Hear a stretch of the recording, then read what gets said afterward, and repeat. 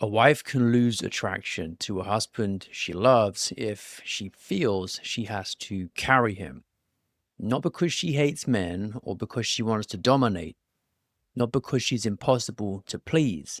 It's because over time, if she has to manage the calendar, the children, the money, the repairs, the emotional conversations, the in laws, the appointments, the apologies, and his moods, she stops feeling like a wife and starts feeling like a mother.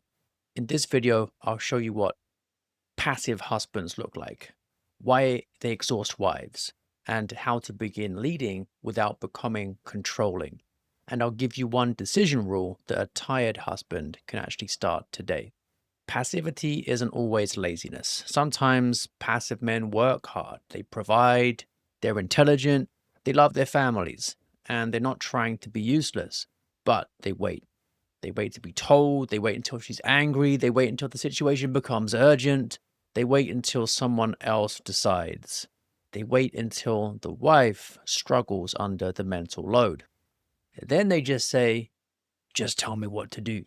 That sentence might sound cooperative, but to a tired wife, it's just one more task. So she might be carrying the food that's in the house, who needs shoes, when the baby last slept, the bills that are due, what your mother meant by the text she sent, whether you're angry, whether the house is clean enough, whether sex will be expected, and also whether she can even bring up a problem without you getting defensive or shutting it down. All of that is the mental load, and it drains affection. And I see this again and again in marriage coaching. Wives describe husbands who don't protect, don't plan, don't comfort, don't repair, don't even notice. And husbands describe wives who accuse them of not leading and say, I shouldn't have to parent you. Couples are fighting about chores, but the deeper problem is really initiative. She isn't asking you to help with more tasks.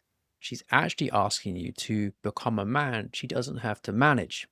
But leadership doesn't mean I decide everything and you obey. So control says I get my way. Leadership says I take responsibility for the good of the family. Control is about ignoring her, whereas leadership is about listening and deciding well. Control emphasizes authority to avoid humility, whereas leadership uses authority to help meet reality and carry burdens better. Control is about saying, because I said so, whereas leadership says, here's the plan, tell me what I'm missing. So a Catholic husband has the aim of leading like Christ, which means leading with sacrifice, clarity, courage, conviction, and service. So here's that decision rule that I mentioned. Every day, make one decision that reduces chaos in the household. Not 10 decisions, one. So some examples. I'll handle bedtime tonight. I'll call the plumber by noon. I'll make the plan for Sunday. I'll take the children on Saturday morning so you can rest. I'll create the budget draft. I'll text my mother and clarify the visit. I'll schedule the counseling appointment. I'll clean the kitchen after dinner. And then you just complete it without her needing to supervise you.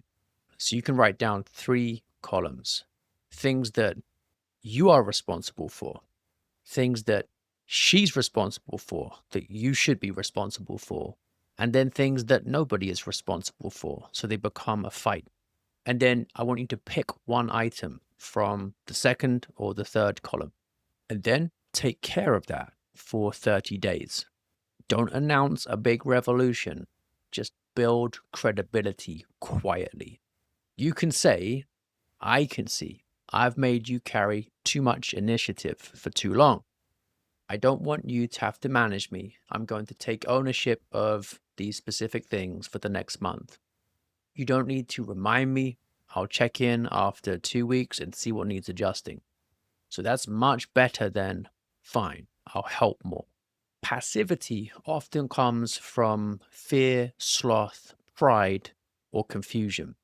So fear says, if I decide, I might fail. Sloth says, let someone else carry it. Pride says if she criticizes me, I'll stop trying. Charity says, though, my family needs me to act. And fortitude moves a man through fear. Prudence chooses the right action. And justice means he gives his wife the support he owes her. Now, she might not trust your first attempt, but don't say, nothing I do is good enough. Instead, you can say, I understand why one attempt doesn't erase the pattern from my past. I'll keep going and adjust where needed. That's how you can actually grow credibility. And if you want help identifying what you should really own first in your marriage, click the link in the description or the pinned comment to get KnowlandBot. Tell it what your wife keeps complaining about and ask, what real burden is underneath that? Where have I failed in my duties? It will give you a detailed diagnosis and also a full practical plan to fix it. If you've got any questions, leave them in the comments. I'll answer selected questions in future videos so that men can learn to lead better from real, ordinary situations that you share. Thanks for watching.